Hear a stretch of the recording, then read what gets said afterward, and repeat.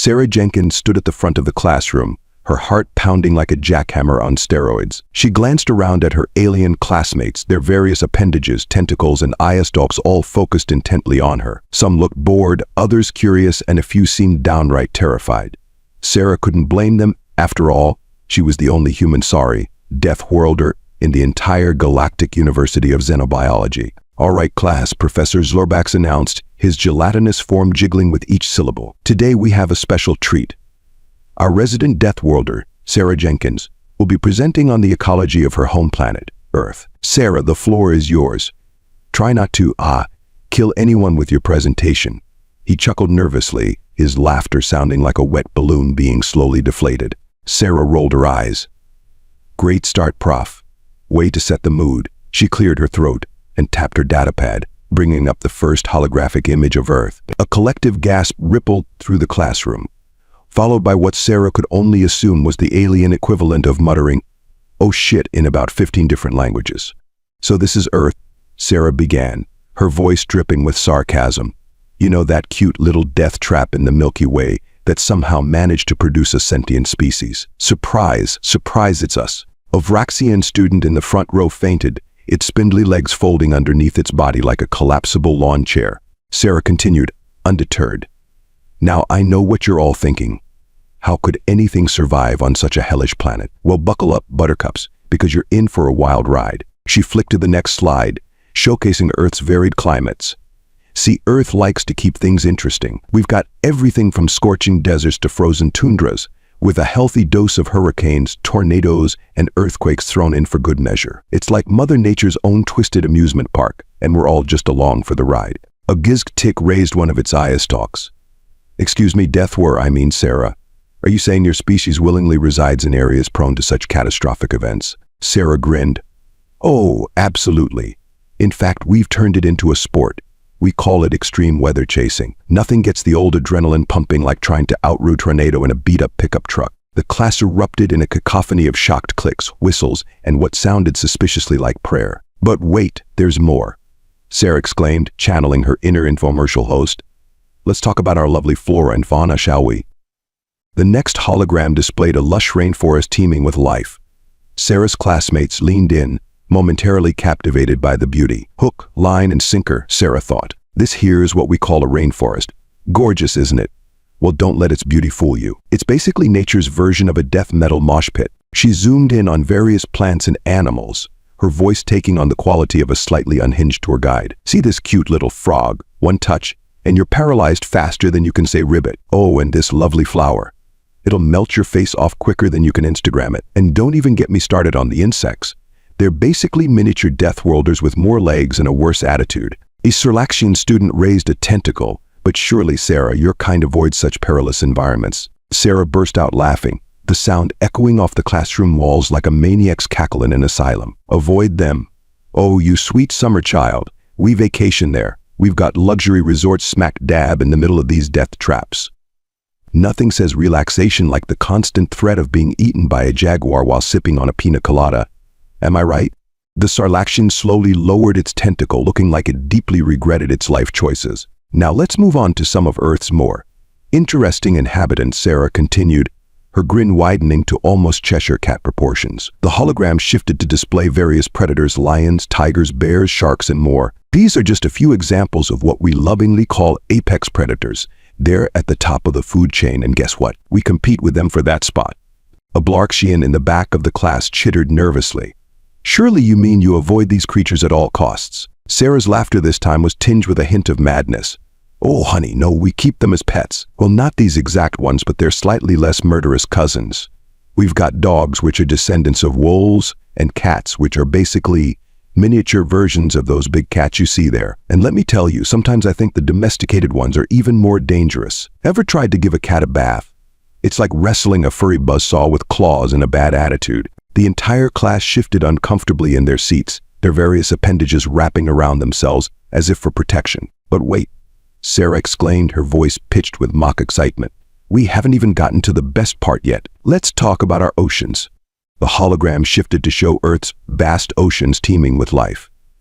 Several students visibly relaxed, clearly thinking they were finally going to see something less terrifying. Sarah's grin turned positively diabolical. Ah, the ocean.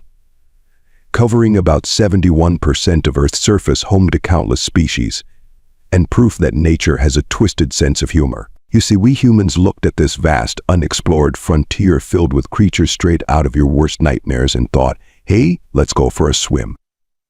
She zoomed in on various ocean predators, great white sharks, giant squids, box jellyfish, and more. With each new horror, the class seemed to shrink further into their seats. This beauty right here, Sarah said, pointing to the great white shark, is what we call the perfect killing machine. Rows of razor-sharp teeth, an incredible sense of smell for blood, and a penchant for anything that moves. Naturally, we decided the best way to study it was to lower ourselves into the water in flimsy metal cages. You know, for science. A plorboid student raised a pseudopod. Excuse me, Sarah, but that seems incredibly reckless and dangerous. Surely your scientists have developed safer methods of study. Sarah's laugh was bordering on hysterical now. Oh, my sweet naive friend, that is the safer method. You should see what we do for fun. We have something called surfing, where we balance on a piece of fiberglass and ride waves in shark-infested waters. And let's not forget scuba diving, where we willingly plunge into the depths with nothing but a tank of air and a prayer. The plorboid's pseudopod slowly melted back into its body, a look of utter disbelief plastered across its gelatinous features. But hey, sharks are just the tip of the iceberg, Sarah continued, her eyes glinting with mischief. Let me introduce you to some of our other aquatic friends. This little cutie, she pointed to a tiny blue-ringed octopus, packs enough venom to kill 26 adult humans in minutes. And this seemingly innocent jellyfish, its sting is so painful that many victims have begged to be killed rather than endure the agony. Fun fact, it's also nearly invisible in the water.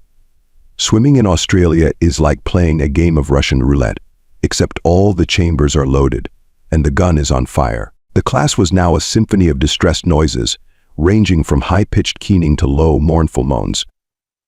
Oh, come on, guys, Sarah exclaimed, her voice a mixture of laughter and exasperation. It's not all bad. We've got plenty of harmless sea creatures, too.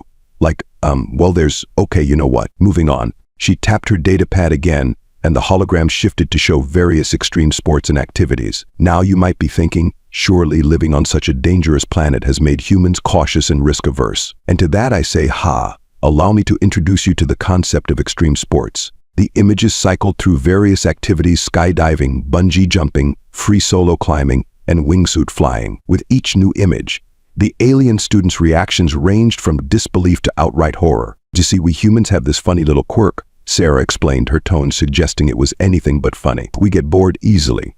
So naturally, we decided that simply surviving on our death planet wasn't quite exciting enough. We had to up the ante. She pointed to an image of a person leaping off a cliff with a wingsuit.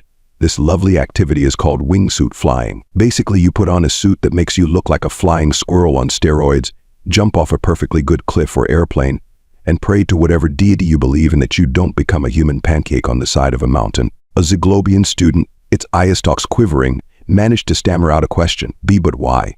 What possible benefit could such a dangerous activity provide? Sarah's grin was practically splitting her face at this point. For fun, of course. And bragging rights. Nothing says I'm a badass quite like defying death for no good reason. The Zyglobian's eye stalks drooped in defeat, clearly giving up on understanding human logic. And let's not forget about our sports, Sarah continued, her enthusiasm reaching fever pitch. We've got football, where we essentially engage in ritualized warfare for the entertainment of millions. Rugby, which is like football but with less protection and more broken bones. And hockey, where we strap knives to our feet, arm ourselves with clubs, and fight over a small disc of vulcanized rubber on a sheet of ice. You know, for funsies. The class was now a mix of horrified fascination and utter disbelief. Sarah could practically see the gears turning in their alien brains, trying to comprehend the insanity that was human recreation. But wait, there's more, Sarah exclaimed, channeling her inner infomercial host once again. Let's talk about our lovely weather, shall we? The hologram shifted to show various extreme weather phenomena: hurricanes, tornadoes, blizzards, and more. The alien students, who had just begun to regain some composure, immediately tensed up again. Now, I know what you're thinking, Sarah said, her voice dripping with sarcasm.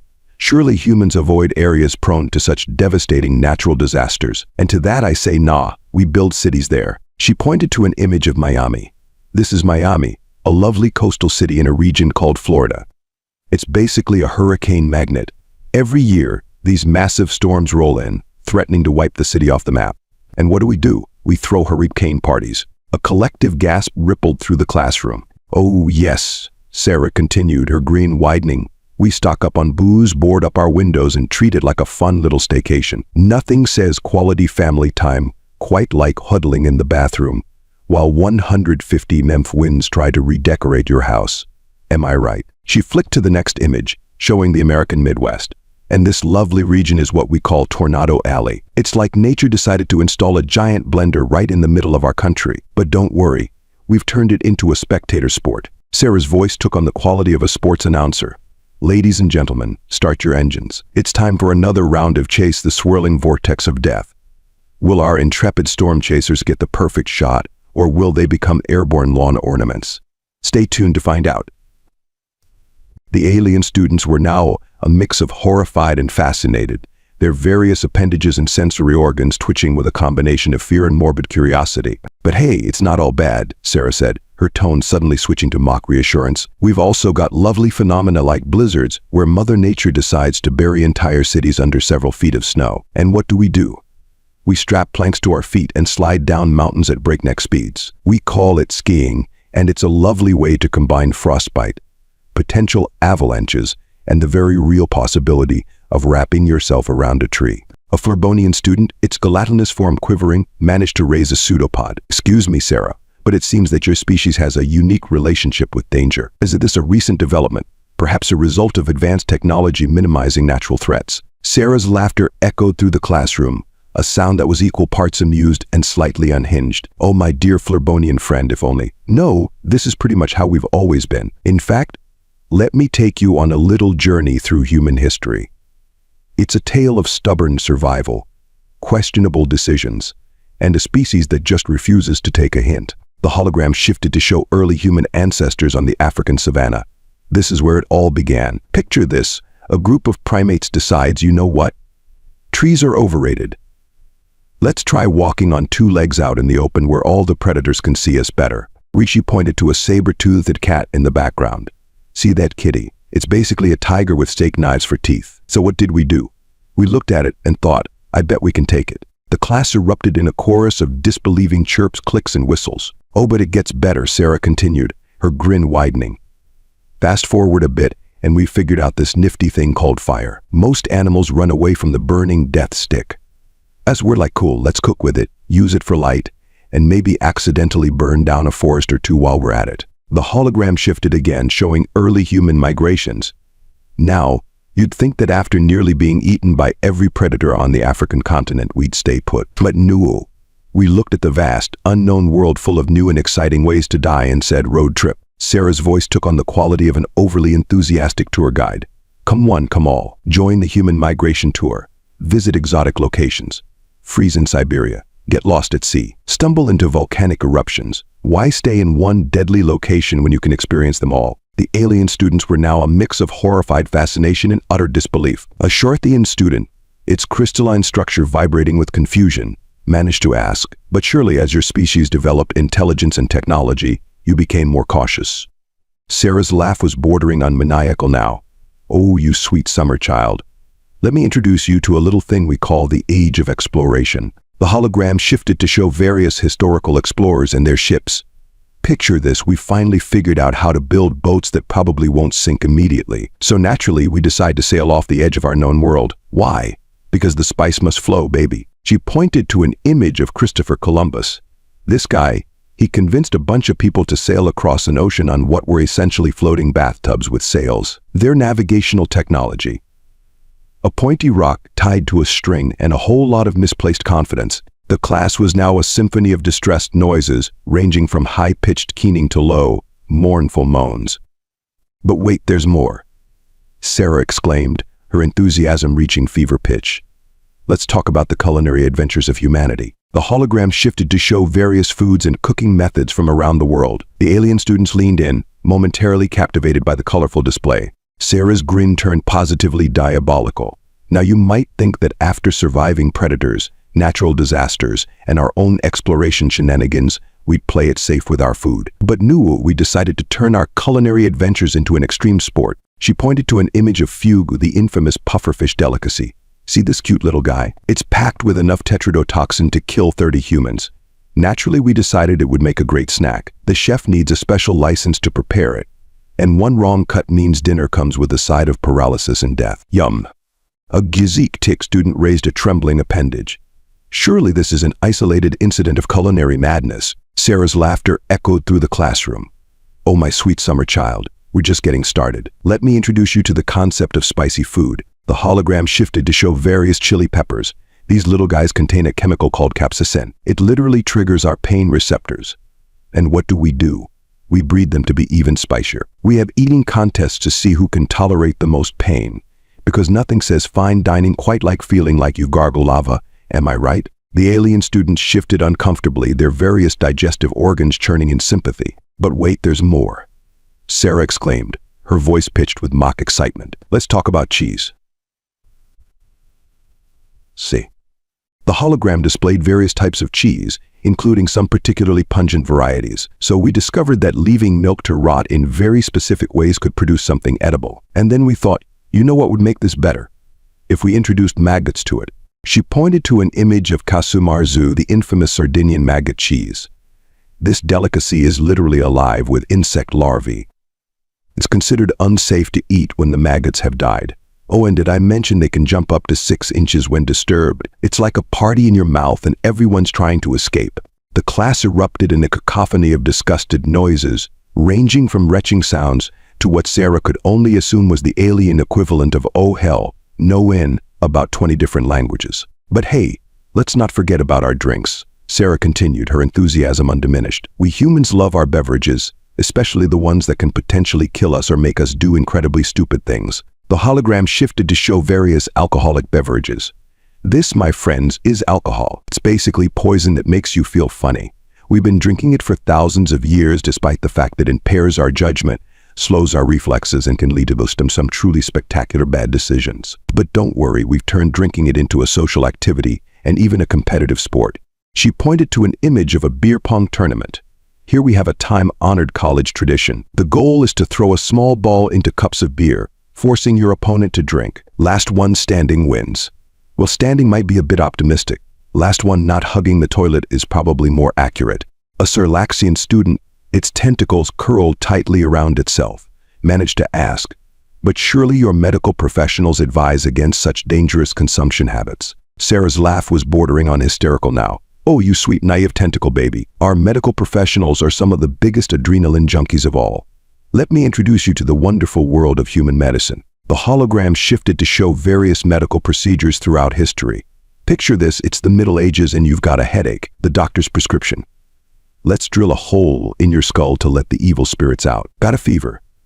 Time for some good old-fashioned bloodletting.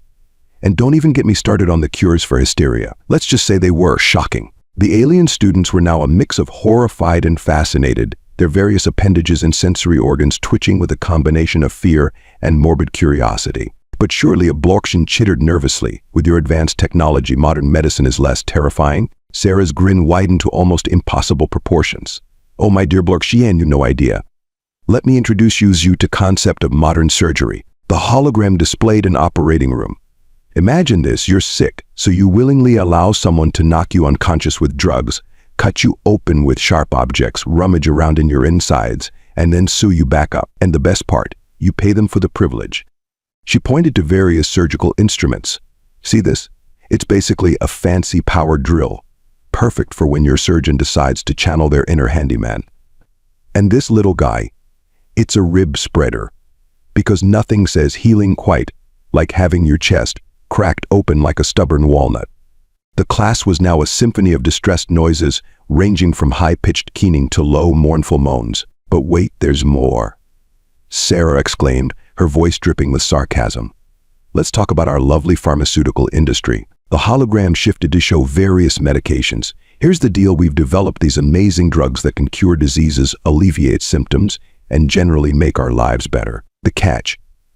The side effects might include nausea, dizziness, headaches, heart palpitations, sudden death, or the irresistible urge to tango with your refrigerator at 3 a.m. She pointed to a particular medication. This one, it's for treating depression. Possible side effects include increased risk of suicide, I swear I'm not making this up. It's like playing Russian roulette, but with your neurotransmitters. The alien students were now in various states of distress, some hiding behind their appendages, others seemingly frozen in shock. Now, I know what you're thinking, Sarah continued, her tone mockingly reassuring. Surely, with all these dangers, humans must have developed incredible safety measures and a cautious approach to life. And to that, I say, have you been paying attention at all? The hologram shifted once more, this time showing various extreme sports and daredevil stunts. Ladies, gentlemen, and assorted alien life forms, I present to you humanity's approach to safety. She pointed to an image of a person bungee jumping. This is what we call calculated risk. And by calculated, I mean someone probably did some math at some point, probably after a few beers. The hologram cycled through more images: wingsuit flying, free solo climbing, bull running in Pamplona. With each new image, the alien students' reactions ranged from disbelief to outright horror. You see, Sarah explained, her voice taking on the quality of a slightly unhinged motivational speaker. We humans have this funny little quirk. We look at something incredibly dangerous and think, I bet I could do that. It's like we've collectively decided that simply surviving on our death planet isn't quite exciting enough. We had to up the ante. She pointed to an image of Alex Honnold, free soloing El Capitan. This guy. He looked at a 3,000-foot vertical vertig face and thought, we know what would make this more interesting. If I climbed it without any ropes or safety gear, because apparently the threat of becoming the human pancake is just the spice of life we all need. A Zyglobian student, its eye stalks quivering, managed to stammer out a question. But why? What possible benefit could such dangerous activities provide? Sarah's grin was practically splitting her face at this point. For fun, of course. And bragging rights. Nothing says I'm a badass quite like defying death for no good reason. It's like we're all collectively shouting at the universe, you can't kill me if I kill myself first. It's a unique approach to existential dread. The Zyglobians' eye stalks drooped in defeat, clearly giving up on understanding human logic. But hey, Sarah continued, her tone suddenly switching to mock reassurance, it's not all death-defying stunts and mortal peril. Sometimes we like to relax and unwind. Let me introduce you to the concept of human entertainment. The hologram shifted to show various forms of media: movies, video games, books. The alien students leaned in, perhaps hoping for a reprieve from the parade of human insanity. Sarah's laugh quickly dashed those hopes. Oh, you sweet summer children. You thought our entertainment would be safe. Allow me to introduce you to the wonderful world of horror. The hologram displayed scenes from various horror movies and games. You see, we humans have this delightful habit of taking all the things that could kill us: monsters, serial killers, ghosts, eldritch abominations from beyond the stars, and turning them into entertainment. Nothing says relaxing evening quite like watching a masked lunatic chase teenagers around with a chainsaw. Am I right? She pointed to an image of a roller coaster. And when virtual terror isn't enough, we build massive structures of metal and plastic, strap ourselves in, and hurtle through the air at ridiculous speeds. We call it a thrill ride because apparently the threat of death is thrilling. It's like we're trying to speedrun our way back to natural selection. The class was now a mix of horrified fascination and utter disbelief. Sarah could practically see the gears turning in their alien brains, trying to comprehend the insanity that was human recreation. But wait, Sarah exclaimed, her voice pitched with mock excitement. We haven't even gotten to the best part yet. Talk about how we humans prepare for the future. The hologram shifted to show various human attempts at predicting and preparing for disasters. Now, you might think that living on such a dangerous planet would make us cautious and well prepared, and you'd be partially right. We do prepare, just not always in the most logical ways. She pointed to an image of a doomsday bunker. See this? It's a bunker for surviving the apocalypse. Because nothing says optimism quite like preparing to live underground for years while the world burns above you. But don't worry, we've stocked it with all the essentials: canned food, water, and enough toilet paper to mummify a small country. The hologram shifted to show various conspiracy theorists and their ideas. And then we have these lovely folks. They look at all the very real dangers on our planet and think, nah, not scary enough. Let's invent some new ones. Flat Earth, secret lizard people running the government, vaccines that turn you into a 5G tower. We've got it all, folks. A plorboid student raised a pseudopod. Excuse me, Sarah, but this seems incredibly counterproductive. But surely your species focuses on real tangible threats. Sarah's laugh was bordering on maniacal now. Oh, my sweet naive friend. Why focus on real threats when we can invent new ones? It's like we looked at all the ways our planet could kill us and thought, you know what this needs? More spice. My spice. She flicked to the next image, showing climate change protests alongside climate change deniers. Here's a fun one. Our planet is undergoing significant climate changes that could radically alter life as we know it. Our response? Argue about whether it's happening at all. Because nothing says problem solving quite like debating the existence of the problem while it's actively trying to kill you. The alien students were now in various states of distress, some hiding behind their appendages, others seemingly frozen in shock. But don't worry, Sarah continued, her tone mockingly reassuring, we've got it all under control. We're preparing for every possibility. Zombie apocalypse, we've got plans for that. Alien invasion, we've made so many movies about it, we're practically experts. Robot uprising, please, we're actively working on making that a reality. It's like we're trying to speedrun our own extinction event, which she pointed to an image of a scientist working on AI. See this? We're creating artificial intelligences that could potentially surpass us in every way, because apparently being at the top of the food chain on a death planet wasn't exciting enough. We needed to create our own potential overlords. It's like we're playing chess with evolution, except all the pieces are on fire, and the board is balanced on the edge of a cliff. The class was now a symphony of distressed noises, ranging from high-pitched keening to low, mournful moans. But hey, Sarah said, her grin widening to almost impossible proportions, that's just life on Earth for you. A non-stop thrill ride of danger, disaster, and questionable decision-making. And you know what? We wouldn't have it any other way. She turned to Professor Zorbax, who had spent the entire presentation slowly melting into a puddle of gelatinous terror. So, Prof, how'd I do? Did I accurately represent life on Earth? Professor Zorbax managed to reform enough of himself to respond, his voice a quivering whisper. Mims, Jenkins, I think we're going to need to reclassify Earth from Deathworld to oh sweet merciful cosmos, how are they still a live world? Sarah beamed. I'll take that as a compliment. Now, any questions? Don't be shy. I promise I don't bite much. The classroom erupted into chaos. Some students were frantically scribbling notes, others were in various stages of existential crisis, and a few seemed to be seriously contemplating a career change to literally anything that didn't involve interacting with humans. As Sarah stood there, basking in the glorious chaos she had unleashed, she couldn't help but think. And to think I didn't even get to the part about our mating rituals. Maybe I'll save that for the final exam. After all, nothing says human quite like a little sadistic surprise. And with that thought, Sarah Jenkins, lone human in a sea of aliens, smiled. It was going to be one hell of a semester. As the chaos in the classroom slowly subsided, Professor Zorbax managed to regain some semblance of composure. He cleared his throat, or whatever passed for a throat in his gelatinous form, and addressed the class. Well, that was certainly illuminating, Ms. Jenkins. I believe we all have a new appreciation for the unique challenges of Earth's ecology. His voice quivered slightly as he continued. Class dismissed. Please remember to submit your reaction papers by next week, and perhaps consider some light meditation or therapy to process what we've learned today. As the alien students filed out of the classroom, some still in shock, others excitedly chattering about the presentation, Sarah packed up her things.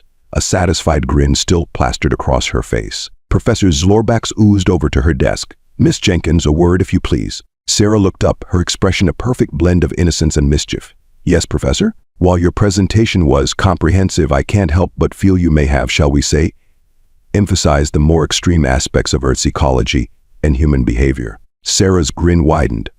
With all due respect, Professor, I think I might have undersold it a bit. Didn't even get to our mating rituals or political systems. The professor's gelatinous form shuddered visibly.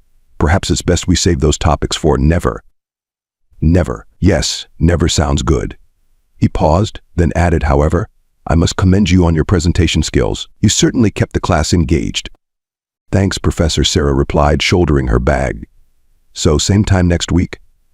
I was thinking of doing a deep dive into human sports. Wait until they hear about ice hockey. Professor Zorbax made a sound that could have been a sigh, if sighing involved liquefying slightly. I look forward to it with a mixture of academic curiosity and existential dread. Good day, Ms. Jenkins. As Sarah walked out of the classroom, she couldn't help but chuckle. Being the only human in a galactic university had its challenges, but days like this, they made it all worthwhile. She headed towards the cafeteria, wondering idly if she could convince the kitchen staff to add some spice to the bland, universally edible food they usually served. After all, what was life without a little danger to spice things up? Just another day in the life of a Deathworlder, she thought. and the universe suddenly seemed a little brighter, a little more exciting, and a whole lot more fun.